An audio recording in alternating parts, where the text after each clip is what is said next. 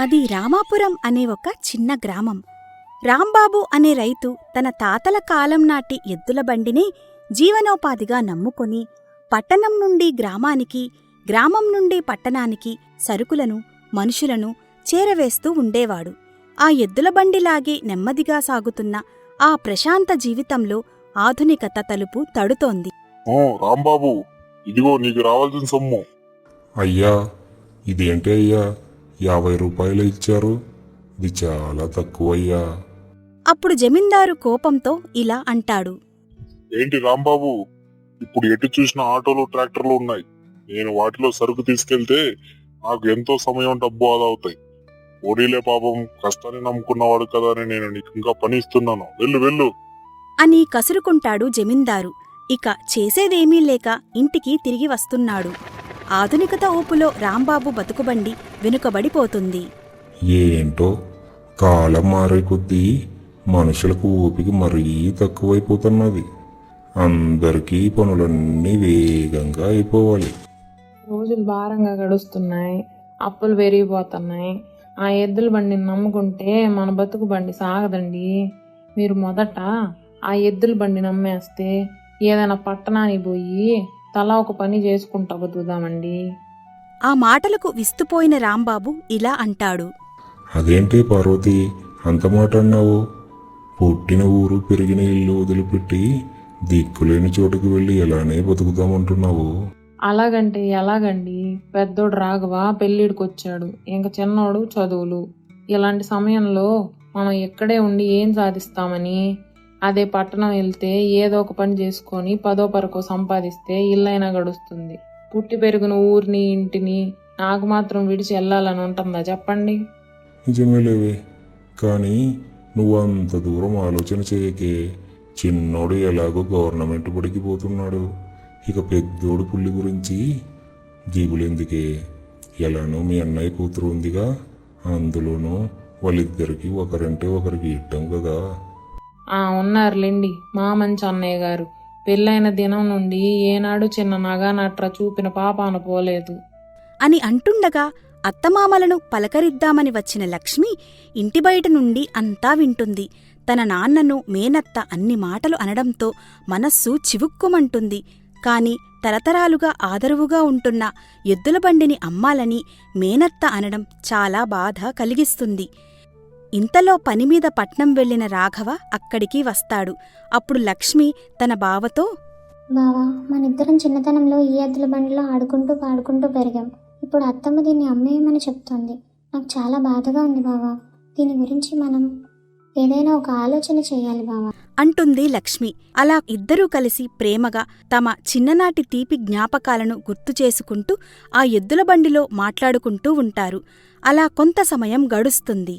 తర్వాత లక్ష్మికి ఒక మంచి ఉపాయం తట్టింది. బావా, నాకొక మంచి ఆలోచన వచ్చింది బావా అంటూ తన బావ చెవిలో తనకు వచ్చిన ఉపాయాన్ని చెప్తుంది. అది విన్న బావ సరే అంటాడు. అలా మరుసటి రోజు ఉదయం లక్ష్మీ, రాఘవ ఇద్దరూ అక్కడికి వస్తారు. ఏంటే కాబోయే కోడల పిల్ల, పొద్దున్నే నా కొడుకును కొంగునేసుకుని తిరుగుతున్నావు? ఆ మాటలకు లక్ష్మి సిగ్గుపడుతూ, ఉండత్తమ్మ, కాబోయే కోడలి పిల్ల అనకపోతే షార్ట్కట్లో కోడలా అంటే సరిపోదా?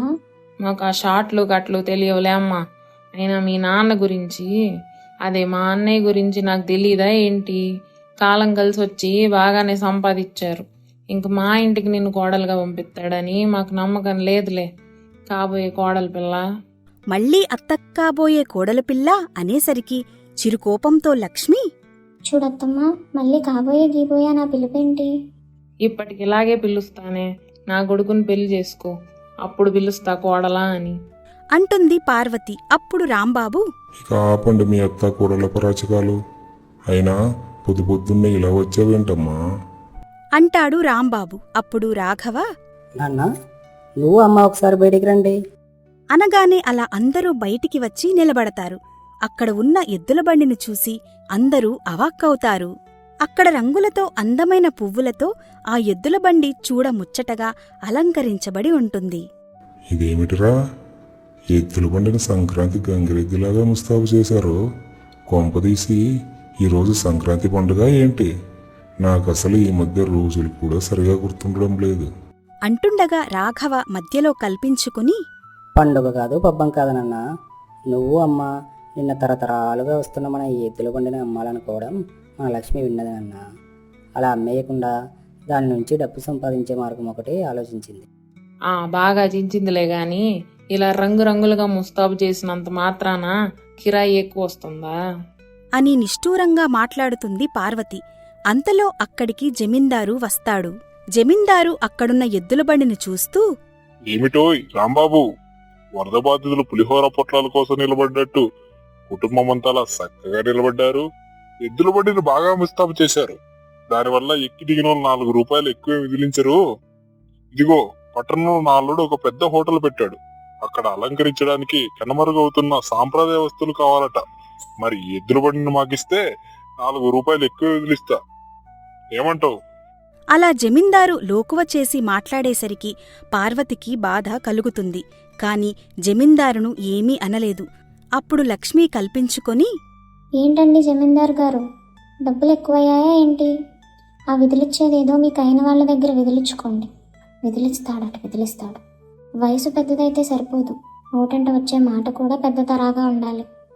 అనగానే జమీందారు మొహం మాడిపోతుంది. ఇక ఇక్కడే ఉంటే ఏం పరాభవం సంభవిస్తుందో అని మెల్లగా అక్కడనుంచి జారుకున్నాడు. లక్ష్మీ ధైర్యానికి పార్వతి ఒకంత ఆశ్చర్యపోతుంది.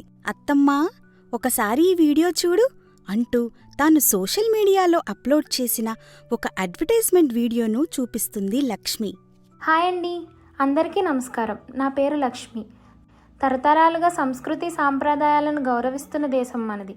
మరి మన సాంప్రదాయాలను గౌరవిస్తూ మన ఇంటి శుభకార్యాలు చేసుకుందాం. అది ఎలాగంటారా?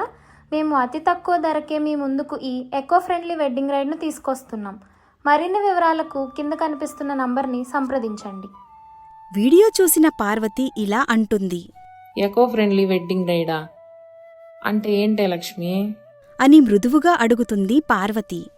అంటే అత్తమ్మ, ఈ మధ్య బాగా డబ్బున్న వాళ్ళు సంస్కృతి సాంప్రదాయ పద్ధతుల్లో పెళ్లిళ్ళు చేసుకుంటున్నారు. అలాంటి వాళ్లకు మనం అలంకరించిన ఎద్దుల బండిలో కళ్యాణ మండపానికి తీసుకెళ్లి ఊరేగిస్తాం.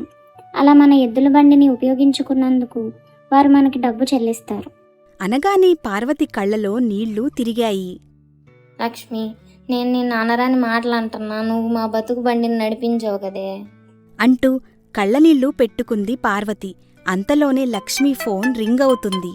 హలో, నమస్కారం అండి. అవునండి, ఈకో ఫ్రెండ్లీ వెడ్డింగ్ రైడ్ నుంచే మాట్లాడుతున్నాను.